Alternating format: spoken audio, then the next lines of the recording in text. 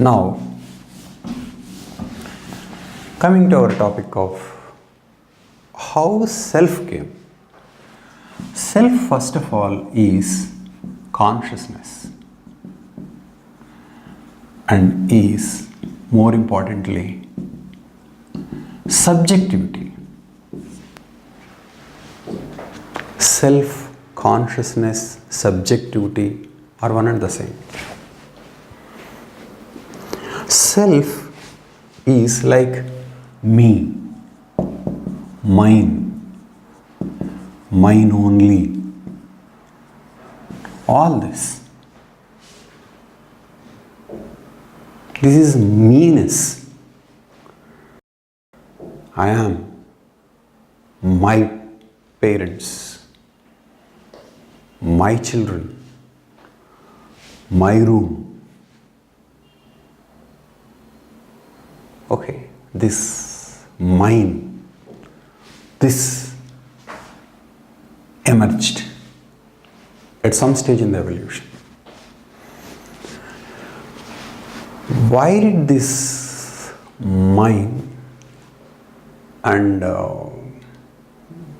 mine also means subjectivity. It's mine, not yours. How did this me, mine come? So many people give so many theories on this. In fact, some people think this meanness is the reason for conflict in human affairs. They call it selfishness, and some say that this meanness is inculcated through socialization, or socialization can be different to check out this meanness. Okay, these are all proposals. But then they didn't know actually how biologically the sense of me came into existence. Okay, so let us look at that now.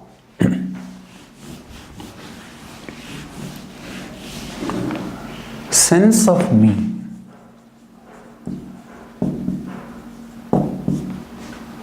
Mine, me alone. How did that come?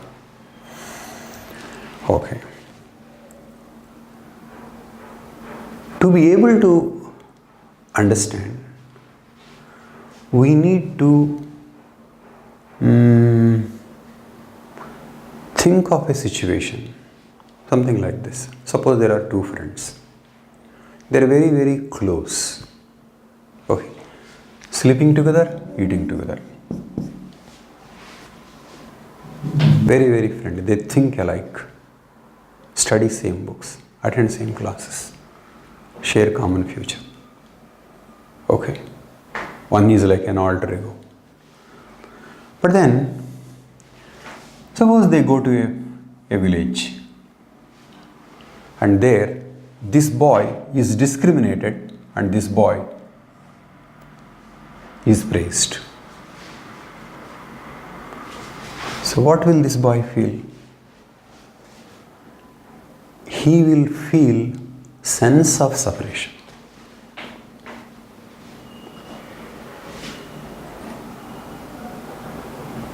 Okay.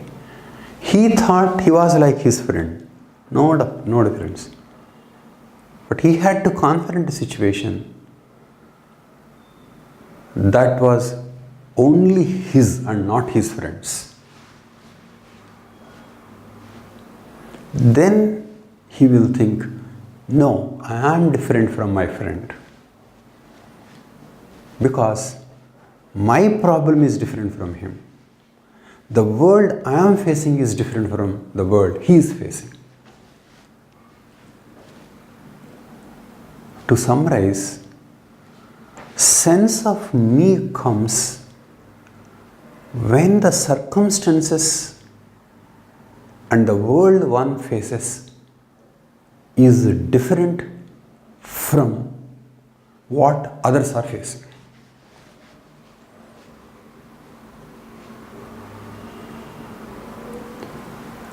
sense of separation comes out of unique world one has to face.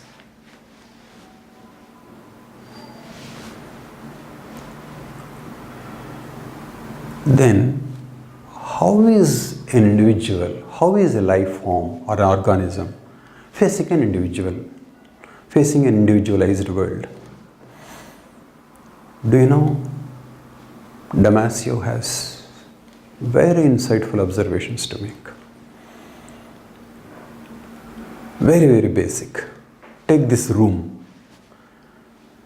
This room is the same for me and if somebody is standing next to me, if there is. But do you know, we may be standing in the same room, but in fact, this room is different for two of us. The images they make on the retina are different.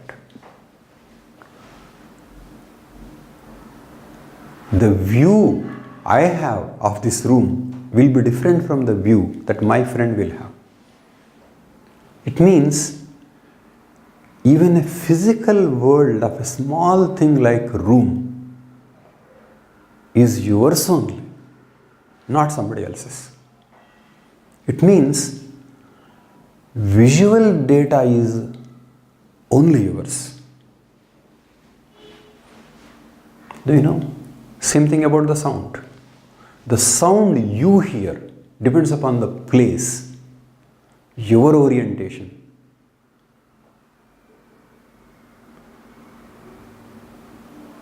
So what you see is unique, what you hear is unique, and definitely what you sense is unique. The taste is unique. Your taste cannot be the same for the other. So, the so-called objective world is not objective. It is entering the life form through subjectivity. An individualized entry of the world into the life form. Specialized entry. This is about physical world. How about thoughts? Others have no clue. And then how about feelings?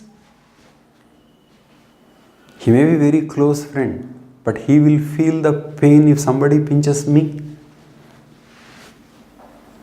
If I put my hand on hot surface, will my friend feel the hotness? No. So, the data that life form is receiving from the outside world as well as the inside world has inbuilt subjectivity. There is meanness. This meanness is not a result of socialization. This is an intrinsic part of the data one is receiving. The data that you are receiving about yourself, about from within the body, outside the body, is uniquely yours. Okay. So, unique data and unique circumstances gives the feeling that you are different from others. This is the origin of me. Damasio says all the data, vision data, plus various senses, feelings, thoughts,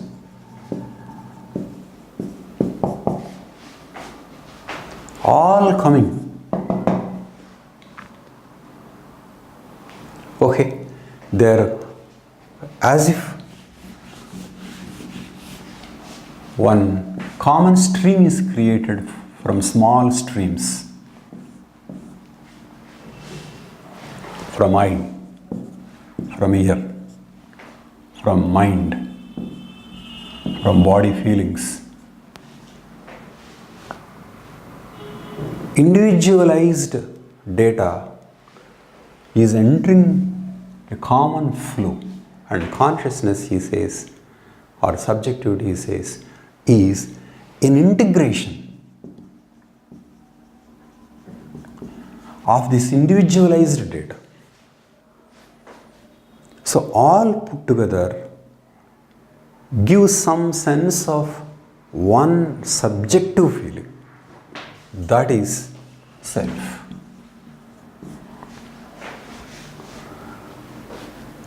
Of course, nobody can explain how actually this is emerging. In the sense, we can think of certain correlates, we can describe certain process, but you cannot completely feel how something like consciousness is coming. But I can only think of an analogy. For example, two stones hit, friction does the job of producing fire. So from two stones fire came, but is there any similarity between the stone and the fire? There is no similarity, but fire came from these two stones. So you can't possibly explain this is how sense of subjectivity came. Like you can't explain fire from stones in a way that you feel, yes, this is how. So, like you can't explain dance from pixels on TV. Pixels is one, dance is another. So there is a break. Those breaks can't be understood very clearly. We can just have a feeling that something new is happening. That something new is a self. That something new is consciousness. That something new is subjectivity, which is not a result of socialization. Socialization may have strengthened it. It is not a result of any economic systems. Economic systems have strengthened it. Okay. So, philosophical implications of the rise of self or consciousness is that consciousness and self is coming from body. Consciousness is not coming from outside, but it is being generated from the body as a response to needs, as a response to its needs, as a way of meeting the requirements of homeostasis. Okay, for efficient organization of life,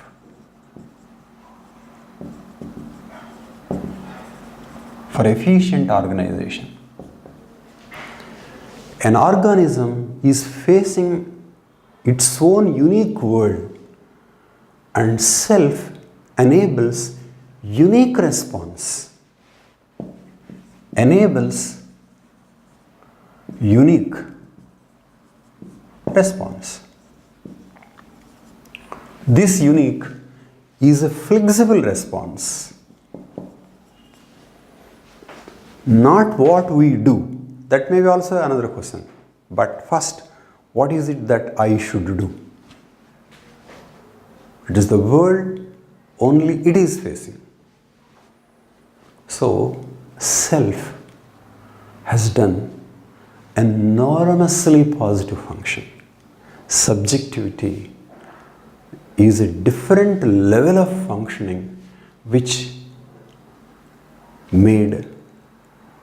enabled a life form to give unique, appropriate, flexible, tailored to the organism, and so making life far more efficient. So if spirituality has something to say about this extraordinary beautiful thing, we need to look into it, what complaints that it has against this which is so extraordinary, which is the source, the essence of efficient, decentralized, unique, flexible response to life. Thank you.